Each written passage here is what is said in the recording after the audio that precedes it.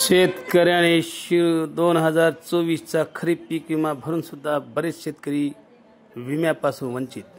तालुका कृषी कार्यालय येथे ज्या शेतकऱ्यांचे विमा कंपनीकडून खरीप 2024चा पीक विमा बँक खात्यात जमा झाले नाही, अशा शेतकऱ्यांनी कृषी कार्यालयात तक्रारी अर्ज दाखल करा असे आदेश जिल्हाधिकारी यांनी 15 मेची शेवटची तारीख दिली होती। त्यामुळे तालुका कृषी कार्यालयावर तक्रारी अर्ज देण्यासाठी तोबा गर्दी शेतकऱ्यांनी केली होती। पीक विमा भरल्यापासून बऱ्याच वेळी ऑनलाईन तक्रार करून सुद्धा अद्याप नुकसान भरपाई मिळाली नाही।